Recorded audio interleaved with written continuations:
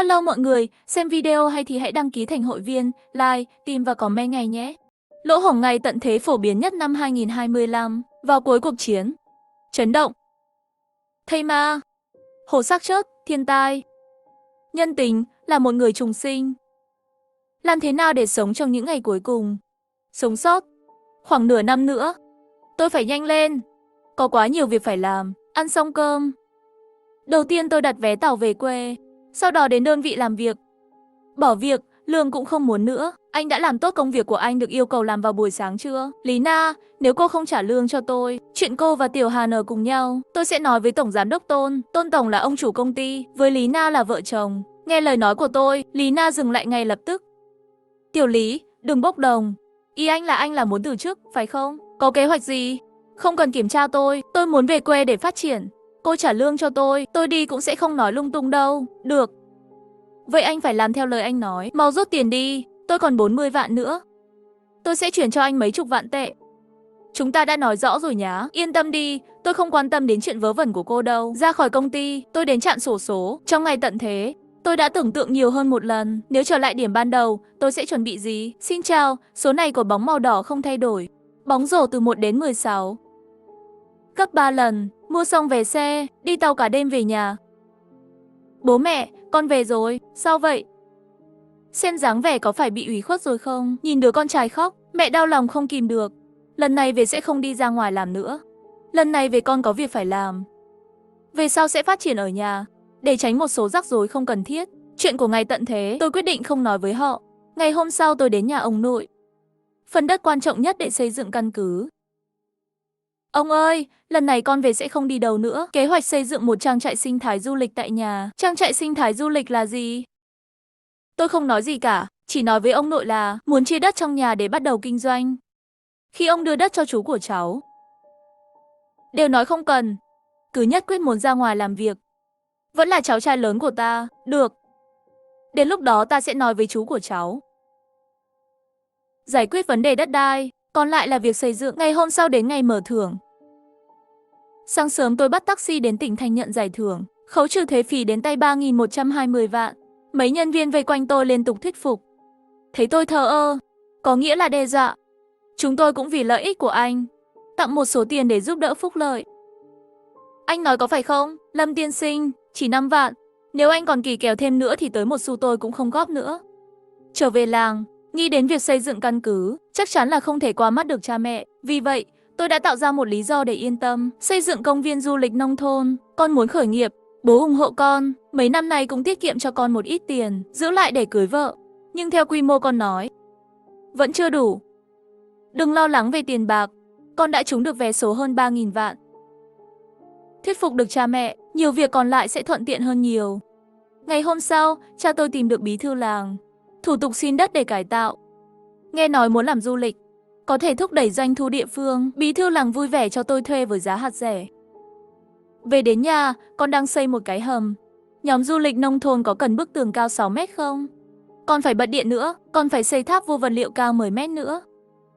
Con biết bố có rất nhiều thắc mắc, nhưng làm ơn hãy tin con, được không? Trong quá trình xây dựng có vấn đề nhất định phải nói cho con biết. Đừng tự ý thay đổi.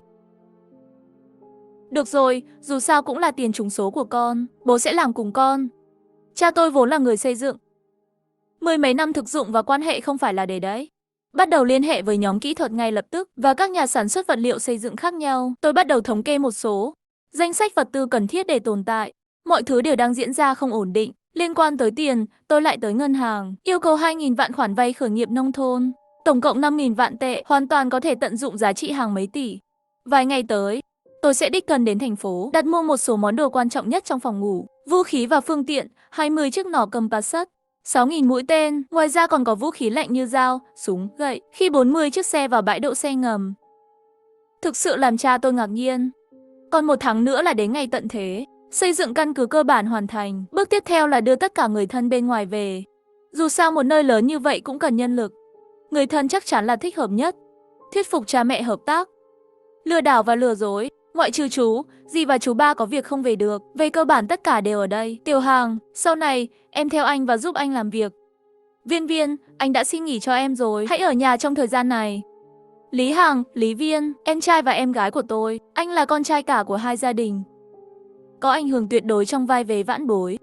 Ngày 20 tháng 11 còn 5 ngày nữa là đến ngày tận thế. Hôm nay thân là chú lớn của cảnh sát hình sự Lưu Kiến Văn, đột nhiên gọi điện thoại. Tiểu Vũ, có phải cháu biết gì không?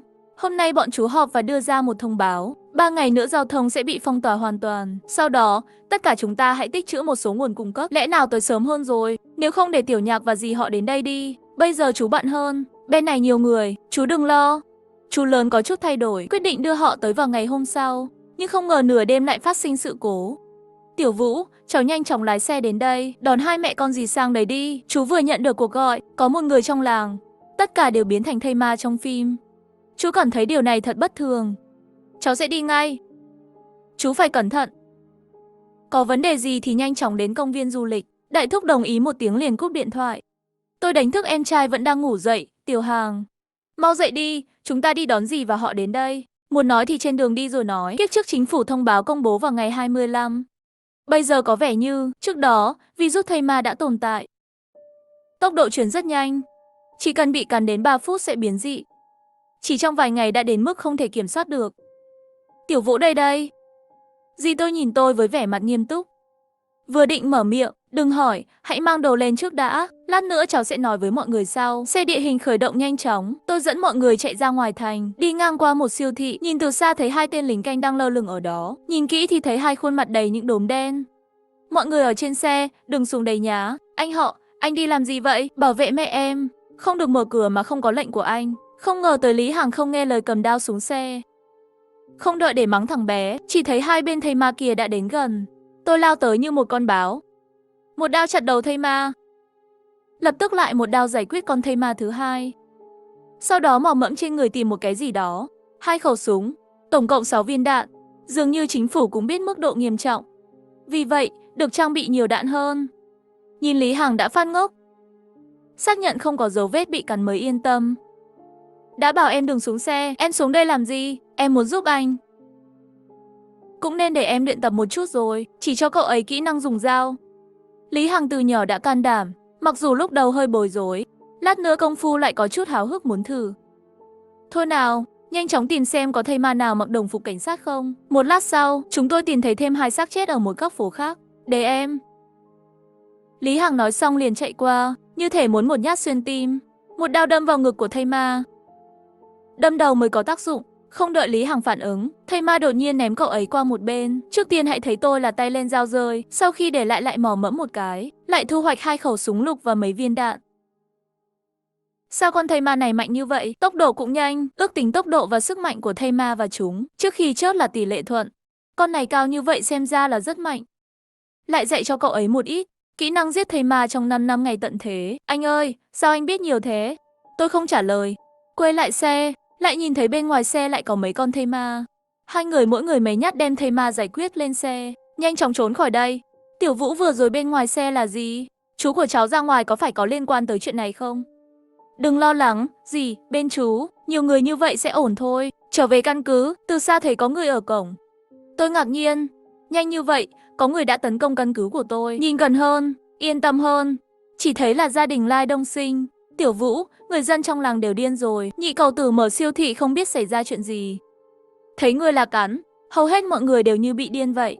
Biến thành quái vật cắn người. Vào trong rồi nói, ở đây không an toàn. Vào rồi nói, Lai Động Sinh vào nhà chúng tôi, mối quan hệ luôn rất tốt. Chú ấy đã cứu tôi khỏi chất đuối khi tôi 8 tuổi. Không phải người thân tốt hơn người thân. Vì vậy, tôi đã nói với chú ấy sớm. Nếu gặp phải tình huống gì thì lập tức đến chỗ tôi. Chú Lai, sao chú không gõ cửa? Khi những con quái vật cắn nghe thấy tôi gõ cửa, sẽ chạy tới. Chú chặt 2 con. Sau đó thì không dám gõ cửa nữa. Chú Lai, sức mạnh này có được đấy. Hầu hết mọi người nhìn thấy thây ma đã bỏ chạy từ lâu rồi. Sau đó dẫn vài người vào trong nhà. Nói về tình hình hiện tại. Tiểu Vũ, may mắn là cháu đã xây dựng căn cứ này trước thời hạn. Nếu không đại gia đình này của chúng ta cũng không biết phải làm gì mới tốt.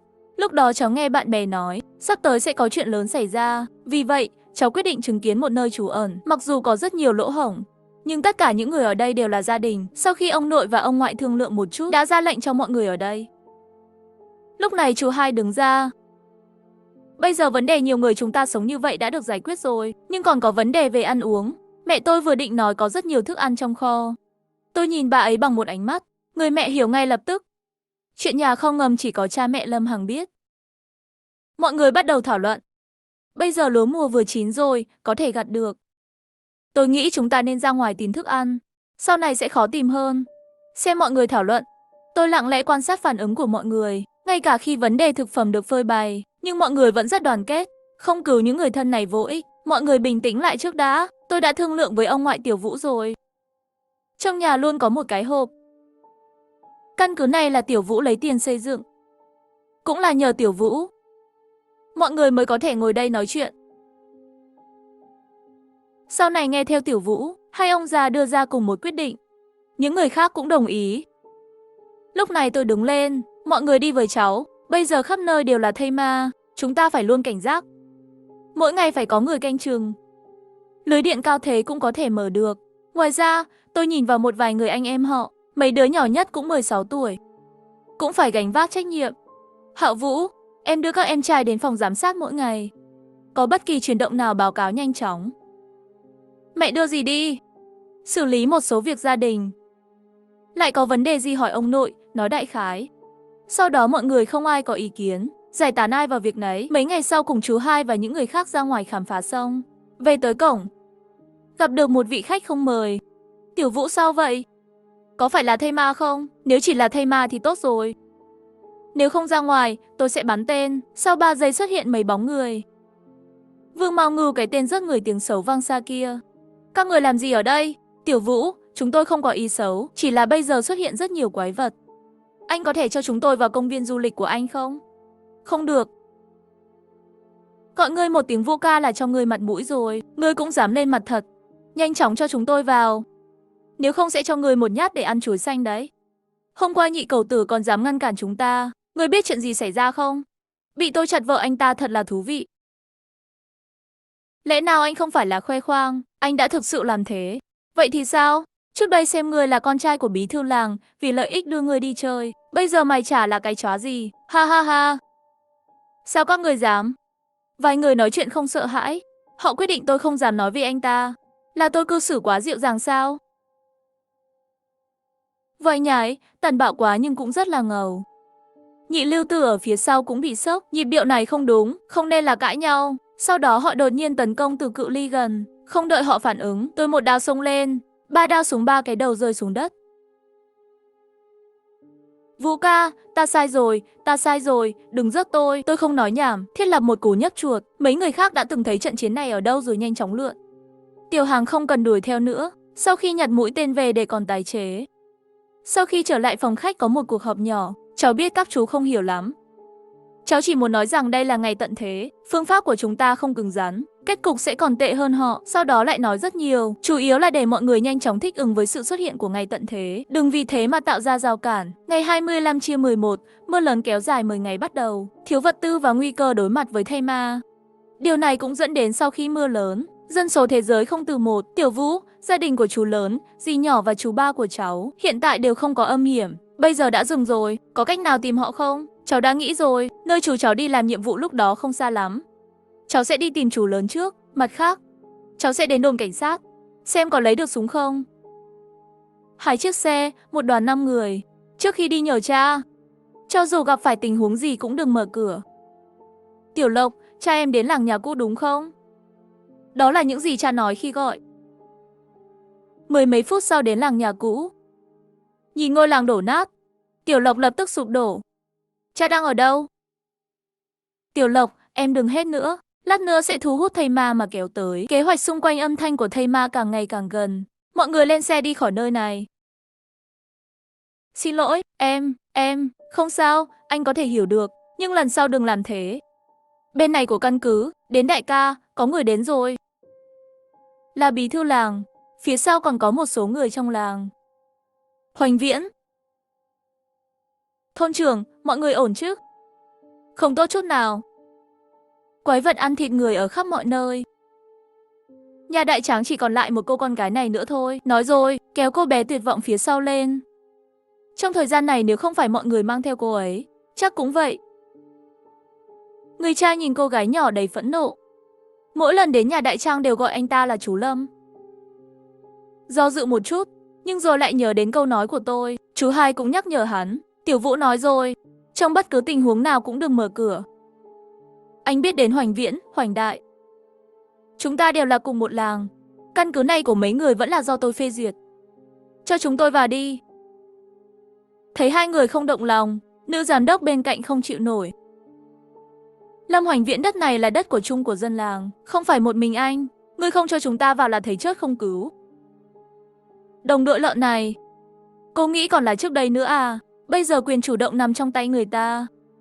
Lão tử phía trước giật gân đều uổng phí. Bên kia, chúng tôi đã đến đồn cảnh sát quận.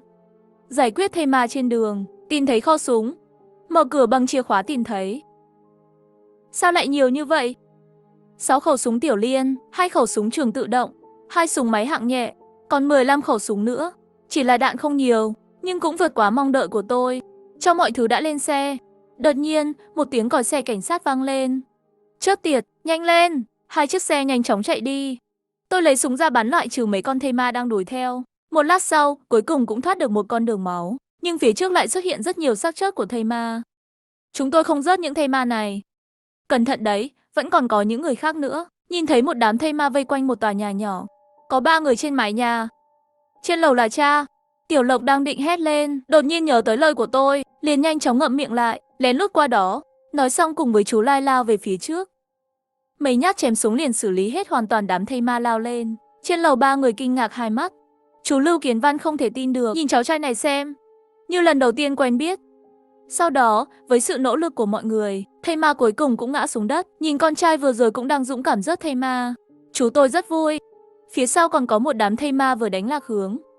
Có thể theo kịp bất cứ lúc nào. Đi trước đã, có gì lên xe rồi nói. Chờ đã, chú đi về phía một chiếc xe chống nổ. Chiếc xe này cũng lái đi. 3 chiếc xe nhanh chóng chạy khỏi đây. Chú trên xe kể lại trải nghiệm mấy ngày nay một lần nữa. Chính là như vậy, chúng chú bị mắc kẹt trong cơn bão, không có lần đầu tiên về công viên du lịch. Bình an là được rồi, mấy ngày nay dì rất lo lắng cho chú. Sau đó tôi nhìn 2 người phụ nữ trên xe chống nổ. Nói về họ đi, anh ấy tên là Liễu Vị Minh. Chúng chú đã biết nhau 10 năm rồi, người tốt, ý thức công lý đặc biệt mạnh mẽ. Bên cạnh là con gái ông ta. Lúc này công lý không phải là chuyện tốt. Chú tôi nhất thời không hiểu tôi nói gì. Lúc này, một nhóm người bên này căn cứ rơi vào tình huống khó xử. Đại ca ý em là không cứu. Anh cũng không muốn cứu, chỉ là nhìn cô gái kia trong lòng khó chịu thôi. Lúc này một thanh niên cầm dao làm bếp nói chuyện. Lâm Hoành Đại, anh đừng nghĩ là ở ngoài này 2 năm là không được. Tất cả đều ở trong làng, ngươi không cứu chúng ta chính là một chút lương tâm cũng không giả. Đột nhiên, một tiếng gầm rú của ông Tô đã thu hút ý tưởng của mọi người. Nhìn kia, đó là xe cảnh sát, chúng ta được cứu rồi, chỉ là 3 chiếc xe không để ý đến họ.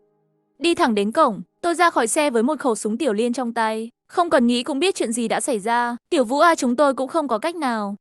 Cháu không thể thấy chết mà không cứu. Để mọi người làm thức ăn cho thây ma đúng chứ. Tiểu Vũ cứu mọi người đi. Đúng vậy. Cho chúng tôi vào. Lúc này Liễu Vi Minh lại đứng ra chất vấn tôi. Sao không cho họ vào? Chẳng lẽ cháu không biết bên ngoài nhiều như vậy thây ma sẽ cắn chết người sao? Trong nhiều thập kỷ của cuộc đời anh ấy, luôn giúp đỡ kẻ yếu, trừng phạt tội ác. Liễu Hoa Mai bên cạnh cũng thất vọng nhìn tôi. Anh bạn này, 2 người từ quận thành đến đây phải không? Bên trong quận thành tình huống gì vậy? Chính phủ còn tới nữa không? Thị trấn đã sụp đổ. Hiện tại chính phủ đều không tìm được người. Vân ca, anh nói với cháu anh một câu, cho họ vào đi. Đây đã là lúc nào rồi? Chú tôi bất đắc dĩ nhìn về phía hắn, sau đó lại nhìn tôi. Biểu thị chú ấy không thể làm chủ, bên ngoài quá nguy hiểm, anh phải phát huy phẩm chất tốt của việc cứu người. Không được, tôi còn không biết có nên nhận 2 cha con anh ta không. Bây giờ ngược lại yêu cầu tôi, anh đúng là một con người máu lạnh. Đúng thế, anh không lương thiện. Đúng, tại sao anh lại cứu chúng tôi mà lại không cứu họ? Cũng không muốn cứu cô, tôi chỉ là muốn cứu chú tôi thôi. Anh là một tên xấu xa, cô là người tốt. Vì vậy, khi làm chuyện tốt đừng kéo theo tôi. Lời nói có chút không thể nói lên lời. Lâm Vũ, nếu chúng tôi có chuyện gì xảy ra, người sẽ bị báo ứng. Khu đất này không phải của họ. Họ không có quyền chiếm đất làm vua.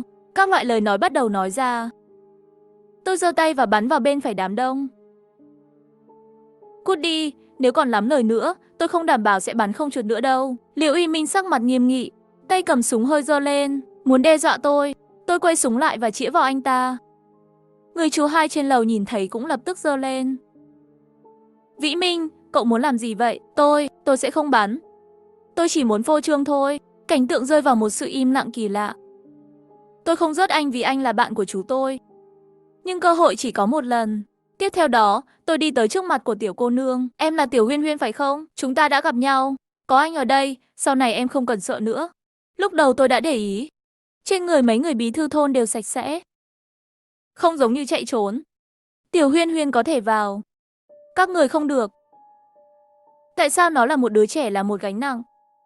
Chúng ta đều là thanh niên. Tôi có thể giúp anh bảo vệ căn cứ. Dựa vào đâu? Dựa vào ý của tôi. Anh ta không giúp mấy người, để tôi giúp mọi người. Vĩ Minh, anh, Tiểu Vũ cũng có nói sẽ không để anh vào đâu. Tôi không muốn vào, tôi không muốn ích kỷ như anh ta.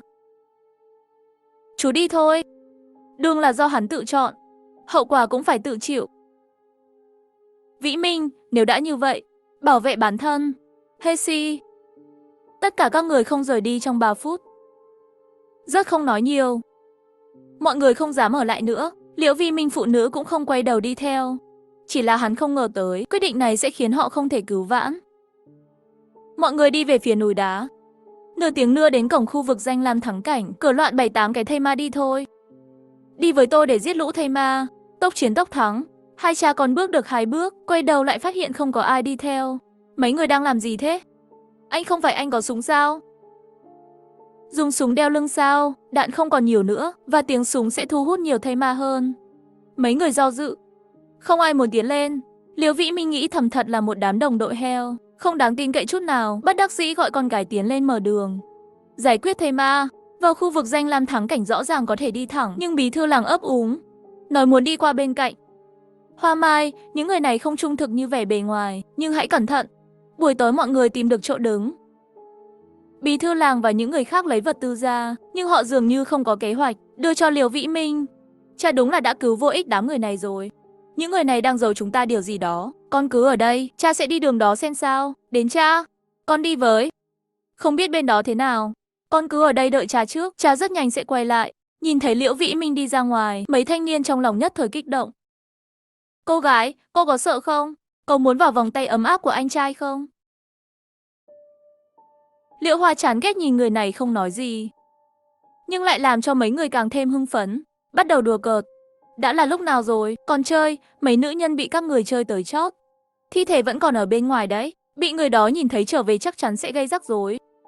Mấy người hoàn toàn không có gì, nhìn nhau. Sau đó từ từ đến gần, Liễu Hoa Mi nhân lúc không ngờ nhanh chóng lấy được rìu. Bịt miệng lại. Sau đó trói lại. Còn người đó thì sao? Vậy thì, giống như trước đây. Rớt đi. Liễu Vĩ Minh sau khi ra khỏi cửa liền đi lên con đường đó. Tôi ngửi thấy mùi tanh từ xa. Tim đập thình thịch. Đi nhanh hơn. Cảnh tượng sau đó khiến anh cảm thấy ớn lạnh. Những người này không có đặc điểm xác sống, là bị người ta giết hại. Trước đây bí thư làng không cho đi con đường này, có liên quan gì đến họ không? Đột nhiên nghĩ đến Liễu Hoa Mi. Không hay rồi, người có kinh nghiệm đầy mình như anh ấy. Liễu Vi Minh vội vàng chạy về nhà, nhìn thấy con gái bị mấy người đè chớt trên mặt đất. Một đôi mắt đầy sợ hãi. Thả con bé ra, không muốn con gái anh gặp chuyện gì thì hãy bỏ súng xuống. Thả con gái ta ra, nếu không mọi người cùng chết. Mày chỉ có một khẩu súng, khi đánh thây ma đã dùng 4 viên đạn. Giờ tôi cá là súng của anh không có đạn. Xác chết bên ngoài cũng là do các người làm, thế giới đều như vậy, chính phủ không còn nữa, cái này có gì lạ vậy? Liễu Vĩ Minh tức giận đến cực điểm, lấy tay ra dao găm và xông lên. Mọi người không ngờ hắn mạnh mẽ như vậy, một cái không chú ý lại bị hạ gục 2 người. Cùng nhau giết hắn đi, nếu không chúng ta đều phải chết. Liễu Vĩ Minh mặc dù sẽ có chút công kích, nhưng cũng không phải thần tiên, lúc chạy đến trước mặt con gái đã toàn thân bị thương. Cha thế nào rồi? Lát nữa tìm cơ hội trốn thoát đi tìm Lưu Kiến Văn. Nể tình của cha, chắc anh ta sẽ cứu con. Không muốn, cha, chúng ta cùng nhau rời đi. Nhanh lên, đừng để họ chạy trốn. Mọi người lại vây quanh. Liễu Vi Minh cùng con gái chạy ra cửa, đẩy cô con gái ra, sau đó kiên quyết giữ. Mau đi, mau đi. Nước mắt chảy dài trên khuôn mặt của Liễu Hoa Mi. Lúc này cô ấy vô cùng hối hận, tại sao lại cứu những người này. Nhanh chóng tìm thấy xe, đi một mạch không ngừng, cuối cùng cũng đến dưới bức tường. Lý Vũ, cầu xin anh hãy cứu lấy cha tôi sai rồi, cầu xin anh, ban ngày bảo tôi cho họ vào là cô. Giờ hãy tới bảo tôi giết họ cũng chính là cô. Dựa vào đâu? Nhưng tôi cũng là bị họ tẩy não. Chúng tôi cũng vì lòng tốt. Liên quan mẹ gì tới tôi, chúng tôi đúng là đã sai rồi. Cầu xin anh hãy cứu lấy cha tôi. Chẳng lẽ anh muốn nhìn bọn họ giết người sao? Lại là bắt cóc đạo đức. Thấy tôi không hề lay chuyển, nhớ lại lời của cha, chú Lưu. Cầu xin chú đấy, cha cháu và chú làm cùng nhau đã nhiều năm như vậy rồi. Hãy giúp hai cha con cháu đi mà. Tiểu Vũ, hay là vẫn nên đi cứu lão Liễu đi. Dường như nghĩ đến cái gì, lập tức lại dừng lại. Nhưng chú không nói, chú tôi vẫn chưa rõ, ngay tận thế không nói đến lòng người, muốn cứu anh ta có bao nhiêu năm làm bạn. Điều này có thể hiểu được, sau này gặp nhiều sẽ hiểu, nhưng bây giờ Liễu Hoa Mi là lợi dụng chú lớn, đặt tôi lên giá lửa. Đây là đang khiêu khích và chú lớn ép công. Có một câu nói như vậy, người báo hưng cho dân không được động đậy, chớt trong gió tuyết. Nhưng đây là sự coi thường tàn nhẫn. Hơn nữa các ngươi không phải là báo tâm cho tôi, thay vào đó, cô đe dọa tôi, bây giờ còn đạo đức bắt cóc tôi, cô không thấy buồn cười sao, hay tôi trông giống như một thằng ngốc? Chú dường như cũng có sai lầm, thở dài, quay đầu lại. Cô mau đi đi, thầy ma tới đây rồi. Liễu Hoa Mi tuyệt vọng, cô ấy ghét tất cả mọi người, sự biến đổi của thiện và ác chỉ trong một khoảnh khắc. Lý Vũ, ta nguyền rủa người chết không được yên. Lưu Kiến Văn, chú cũng là một người giả tạo, cũng chỉ là một tên khốn tự tư tự lợi. Sau đó lái xe lên, nhấn ga muốn xô phá cổng.